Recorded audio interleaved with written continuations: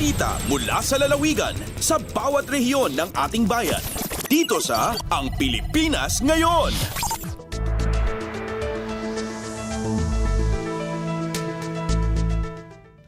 Narito na ang bugso ng ating mga regional news. Dumako muna tayo sa rehiyon ng Luzon. Isa pang Animal Bite Center sa lalawigan ng Isabela binuksan para sa mas malawak pang pagbabakuna laban sa mga kagat ng hayop. Narito ang buong balita na ihahatid sa atin ni April Racho mula sa Tuguegarao.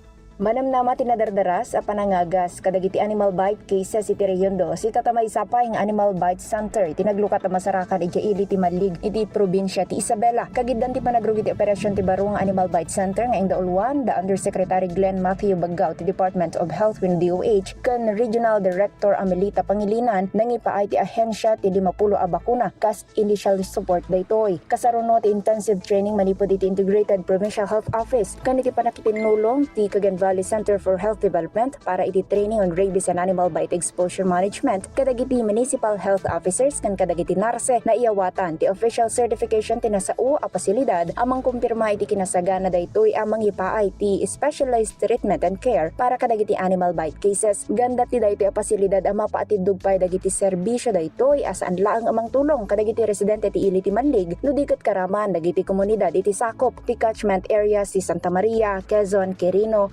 Rojas ken Burgos. Manipud Tuguegarao City dayti ni April Salukon Racho para iti Radyo Pilipinas World Service. Balita mula sa lalawigan sa bawat rehiyon ng ating bayan. Dito sa Ang Pilipinas Ngayon.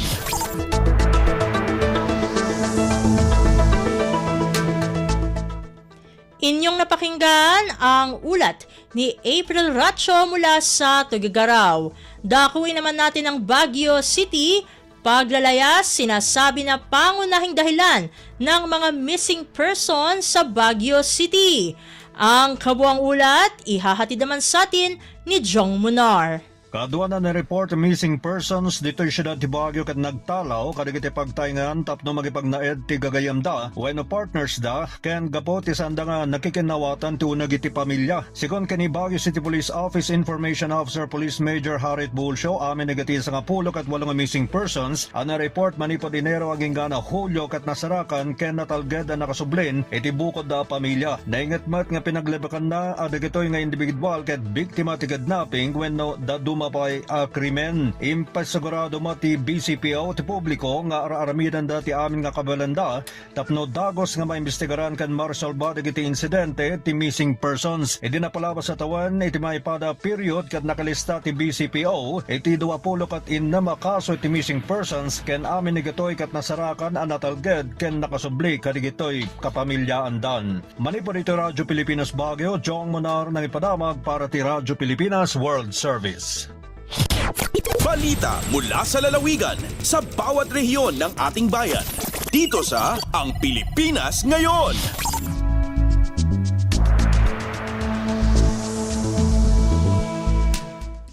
Inyong napakinggan ang ulat ni Jong Munar mula sa Baguio City. Dumako naman tayo sa Virac. Social Security System o SSS muling nagsagawa ng race campaign sa lalawigan ng Catanduanes. Ang detalye ng balita ihahatid sa atin ni Juris de la Rosa.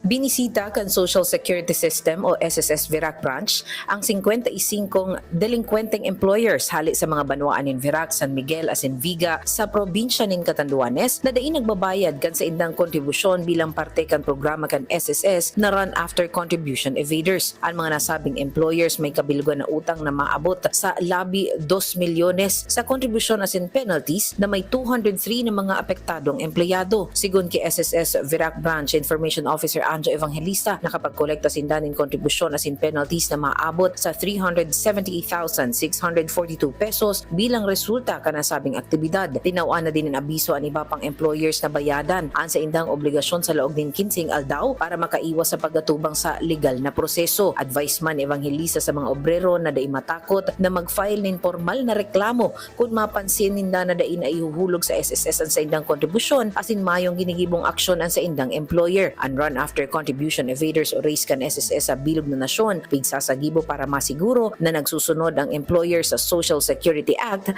of 2018. Hale Vera Catanduanes, ako si Juris De La Rosa para sa Radyo Pilipinas World Service. Balita mula sa lalawigan sa bawat rehiyon ng ating bayan. Dito sa Ang Pilipinas Ngayon.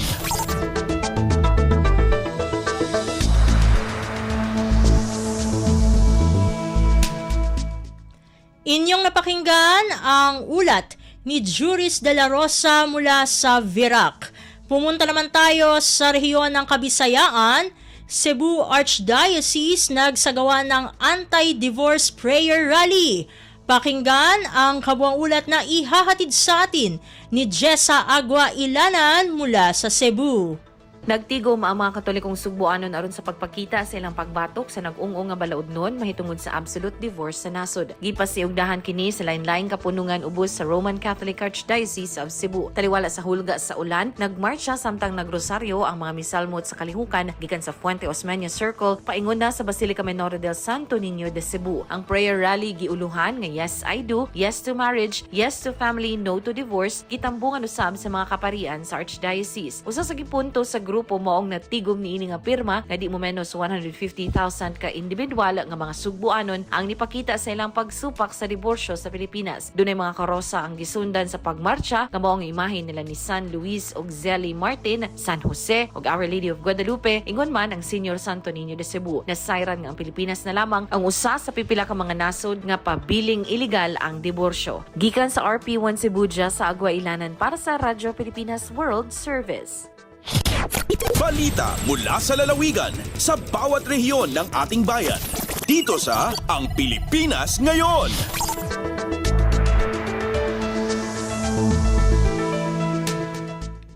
Inyong napakinggan ang ulat ni Jessa Agua Ilanan mula sa Cebu. Puntahan naman natin ang Iloilo. Department of Tourism o DOT sa Region 6 ikinalulugod ang pagbabalik ng international flights sa Iloilo Airport. Narito si Hope Torrechante para sa detalye ng balita. Ginaabi-abi sang Department of Tourism Region 6 ang pagbalik sang international flight sa Iloilo Airport. Sunod sa DOT6 ang pagbalik sang biyahe sang eroplano padulong sa gwa sang pungsod, makabulig sang dako sa pagpabaskog sang turismo sang Reyon 6. Magluwas diri, ginpahayag man ni Regional Director Crisanto Marlene Rodriguez nga makaganyat man ini sa mga overseas Filipino workers nga magpauli sa Iloilo. Naibaluan niya sang Hulyo 26 gin-anunsyo sa 33rd Visayas Area Business Conference ang pagbalik sang direkta nga biyahe sang Cebu Pacific sa Iloilo padulong sa mga pungsod Hong Kong kag Singapore humalin Oktubre sini nga tuig. Madumduman nga antes ang pandemya may ara sang biyahe ang Cebu Pacific Iloilo to Singapore kag vice versa, amo man ang Iloilo to Hong Kong kag vice versa. Mula sa Iloilo, ito si Hope Torrechante para sa Radyo Pilipinas World Service. Balita mula sa lalawigan sa bawat rehiyon ng ating bayan. Dito sa Ang Pilipinas Ngayon.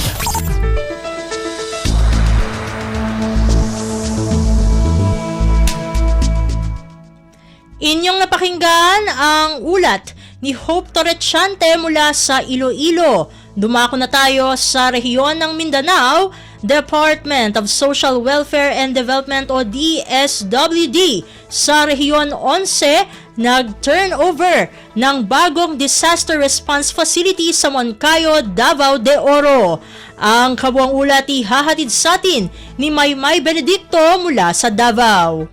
Formal nga gi-turn over sa Department of Social Welfare and Development kon DSWD 11 ang usa ka multipurpose building arong gamitong disaster response facility ngadto sa Barangay Awao, Moncayo sa probinsya sa Davao de Oro. Ang maong proyekto gipatuman ilawom sa Kalahi Seeds kon Kapit Bisig laban sa kahirapan, Comprehensive and Integrated Delivery of Social Services Program sa DSWD kung diin kini nagkantidad og kapin 1.2 million pesos. Subay sa pahayag sa ahensya, ang maong pasilidad usa ka dakong lakang alang sa Barangay Awao, dili lang sa pagpakusog sa disaster preparedness sa komunidad, kundi pati na ang pagpatunay sa kooperasyon sa mga residente, ingon man transparency ug accountability subay sa community-driven development o CDD approach. Tungod niini dako ang pasalamat sa barangay o gibutyag ni Romulo Charles Jr., ang chairman sa Barangay Development Council Technical Working Group, nga daghan silang natun-an gikan sa kalahi seeds nga nagapakusog sa CDD approach. Samtang hagit karon sa DSWD ngadto sa mga community volunteers ug LGU officials nga paningkamutan ang pagpalahutay sa pasilidad pinaagi sa partisipasyon sa tanan. Gikan sa Radyo Pilipinas Davao, May Benedicto para sa Radyo Pilipinas World Service. Balita mula sa lalawigan sa bawat rehiyon ng ating bayan. Dito sa Ang Pilipinas Ngayon.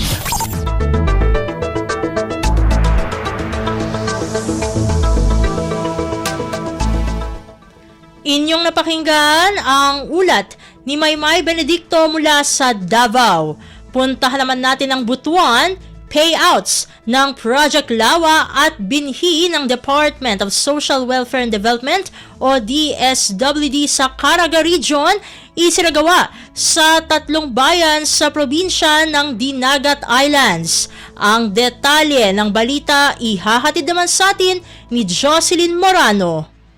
Dunay kinatibuk ang 450 partner beneficiaries ang malampusong midawat sa ilang 7,700 pesos nga sweldo. Bugti kini sa 20 kaadlaw nga pagpanarbaho ilawom sa local adaptation to water access and breaking insufficiency through nutritious harvest for the impoverished o Project Lawa at binhi. Ang programa giimplementar sa pakikolaborasyon sa Department of Social Welfare and Development kon DSWD Caraga ug Department of Labor Employment kon Dole Caraga nga napahimuslan sa mga lungsod sa Dinagat, Basilisa ug Libho sa probinsya sa Dinagat Islands. Diin kada munisipyo dunay tig 150 ka taong benepisyaryo. Ang Project Lawa at binhi usa ka programa sa Administrasyong Marcos nga gituyo og mugna para iangat ang kahimtang sa mga lumulupyo gikan sa kakabus pinaagi sa sustainable agricultural practices inubanan sa economic support. Gipahibalo sa DSWD Caraga nga sa mga mosunod nga adlaw dugang pang mga payout sa nagkadaiyang probinsya dinhi sa Caraga Region ang ipahigayon. Mula sa RP Butuan, ako si Jocelyn Morano para sa Radyo Pilipinas World Service.